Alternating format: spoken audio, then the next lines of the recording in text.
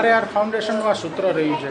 ખાસ કરીને અત્યારે અતિવૃષ્ટિને લઈ લોકો જે હેરાન થાય છે, જે ખાસ કરીને નીચાણવાળા વિસ્તારના લોકો, તો અત્યારે RAR ફાઉન્ડેશન કઈ રીતની કામગીરી કરી રહી છે? સાથે સાથે સેવા પરમો ધર્મનું સૂત્ર પણ અમે લઈને નીકળ્યા છીએ અને સમગ્ર વિસ્તારમાં ગોંડલ શહેર અને ગોંડલ તાલુકાના તમામ ગામડામાં આશરે 100 પરિવારથી વધારે લોકોને અમે આશરો આપીને રહેવા ખાવા પીવાની બધી સુવિધા કરી દીધી છે। અમુક લોકોના ઘર પડી ગયા છે, અમુક લોકોના ઘરમાંથી પાણી પડે છે, અમુકના ઘરમાં પાણી આવી ગયું છે। નીચાણવાળા વિસ્તારમાં રહેતા તમામ લોકોને સરકારી તંત્રની સાથે રહીને સરકારી તંત્રને જ્યાં જરૂર હોય અમને ધ્યાન દોરે છે, અમારે જ્યાં જરૂર હોય ત્યાં સરકારી તંત્રને ધ્યાન દોરી છે અને અમે સાથે મળીને આવી જ રીતે મૂળ જ્યાં જરૂર પડે ત્યાં નીચાણવાળા વિસ્તારમાં જે લોકો અન્ય જરૂર છે એ બધાને અમે મદદ કરી છે। ખાસ કરીને આજે કેટલા પરિવારોને આશરો આપી રહ્યા છે? અત્યારે છેલ્લા 48-72 કલાકથી જે અતિવૃષ્ટિ છે, લોકો સામનો કરી રહ્યા છે, ત્યારે કેટલા પરિવારોને આશરો છે આપ આપી રહ્યા છે?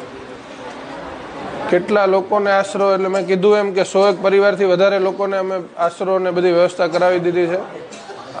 હાલ અત્યારે આપણે રીબડા છીએ, એવી રીતે આજુબાજુના મારા ગામડામાં ઘણા લોકો અલગ અલગ સમાજના નીચાણ વિસ્તારમાં રહેતા અમારા તાલુકાના ગામડાના લોકોને હું અત્યારે રીબડા શિફ્ટ કર્યા છે। એ એમના ગામડાની નિશાળું પણ ફૂલ છે। જેમ કે મેં કીધું એમ સરકારી તંત્ર સાથે મળીને અમે અત્યારે પ્રાઇવેટ જગ્યા ઉપર બધાને શિફ્ટ કરી દીધા છે। જ્યાં વધારે લોકો છે અને જગ્યા ઓછી પડે છે એટલે ક્યાંય સમાતા નથી, એટલે આપણે પ્રાઇવેટ જગ્યા ઉપર શિફ્ટ કર્યા છે। અને ખાલી આ કુદરતી આફત ગોંડલ તાલુકા કે રાજકોટ જિલ્લા પૂરતી નથી, સમગ્ર સૌરાષ્ટ્ર આના કુદરતના કહેરનો સામનો કરે છે અને આવી જ રીતે બધા ખંભે ખંભો મેળવીને મદદ ને કરવા નીકળ્યા છે। લોકોને શું અપીલ કરશો જે અતિવૃષ્ટિમાં લોકો ખાસ કરીને બહાર નીકળે છે, ક્યાંક ને ક્યાંક જીવના જોખમે લોકો છે બહાર નીકળી રહ્યા છે, તો આપણા તરફથી લોકોને શું અપીલ કરશો?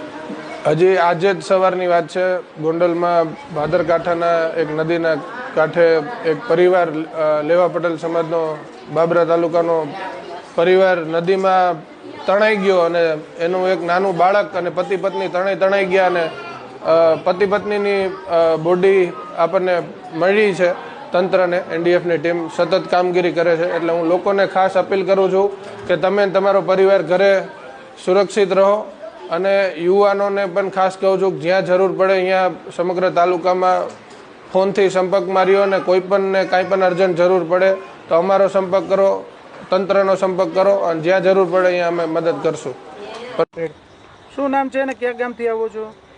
મારું નામ છે સવિતા, મોટી ખીલોરી ગામ અમારું છે। મકાન પડી ગયું છે, વરસાદથી અમારું ઘર પડી ગયું છે। બાપુનો વિડીયો જોયો, રીબડાવાળા બાપુનો, અને ઘરમાં પાણી ગરી ગયું છે અને બાપુનો ફોન કરીને અમે ફોન કર્યો તો બાપુ ટીમ ઘરે મોકલી દીધી। બાપુ ખુદ આવ્યા તેડવા અમને અને અમને રીબડા પુગાડી દીધા છે અને નાસી બધી રહેવાની, ખાવાની અને સુવા બેસવાની બધી સગવડ કરી દીધી છે બાપુએ। મારા 2 દીકરા હલવાઈ ગયા ગામડે, પણ એ વરસાદના કારણે અમારે ભેગા નથી થયા હજી, અને એક કારમેકડા હલવાઈ ગયા છે ને એક સિંહકમાં છે મારો દીકરો, એટલે 2 નોખા છોકરા છે, એ 2 વરસાદના કારણે અમારે ભેગા નથી થયા। કેટલા લોકો છો? અમે મોટી ખિલોરીના છીએ, અમે ગોંડલથી આવ્યા છીએ અને બાપુ આવ્યા હતા, રીબડાવાળા બાપુ, એમનો સંપર્ક કરી અને અમને અહીંયા રીબડા પહોંચાડી દીધા છે અને બધી સુવિધા અત્યારે અહીં ખાવા પીવાની, રહેવાની સુવિધા બધી કરી દીધી છે।